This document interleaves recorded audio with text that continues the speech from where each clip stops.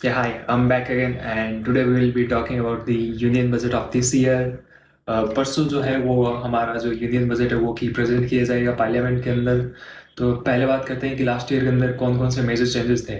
तो number one पे सबको पता ही होगा, इनकम टैक्स की जो रिलीफ है, अप टू 12 लाख की इनकम तक नो टैक्स था। सेकंड चीज की टीडीएस और टीसीएस को सिंप्लीफाई किया था, यानी कि सीनियर सिटीजन्स की जो लिमिट है वो 50,000 से बढ़ाकर 1 लाख रुपए तक की गई थी इंटरेस्ट की। और टीडीएस ऑन जो रेंट पे था वो आपके 2.4 से बढ़ा के लिमिट वो 6 लाख रुपए कर दी गई थी। और अपडेटेड आईटीआर फाइल करने की जो टाइम लिमिट है वो 2 साल से बढ़ाकर 4 साल तक कर दी गई थी, यानी कि आप पिछले 4 सालों के जो आईटीआर हैं उनको वहाँ तक फाइल कर सकते हैं। एमएसएमईज के लिए क्रेडिट गारंटी जो है वो आपके 5 करोड़ रुपीज़ से बढ़ाकर 10 करोड़ रुपीज़ के लिए किया गया था।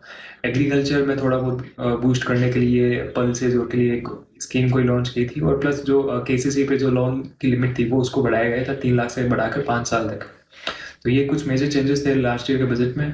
अब इस साल के लिए जो एक्सपेक्टेशन है वो हम कर सकते हैं कि एक तो इनकम टैक्स को थोड़ा सिंप्लीफाई हो सकता है, जो स्टैंडर्ड एक जो डिडक्शन की जो लिमिट है वो 50,000 से बढ़ा के 1 लाख रुपीज़ तक कर दी जाएगी मे बी। और गवर्नमेंट का जो मेन फोकस रहेगा वो इस साल कैपेक्स और इंफ्रास्ट्रक्चर पर भी रह सकता है। और थर्ड जो है टेक्नोलॉजी इनोवेशन और एआई पे, उस पे बेस्ड गवर्नमेंट कोई इंसेंटिव या फिर स्कीम ला सकती है। फॉर एग्जांपल एआई से रिलेटेड जितने भी स्टार्टअप्स है उनको कोई स्कीम या फिर बेनिफिट गवर्नमेंट प्रोवाइड कर सकती है। थैंक्स।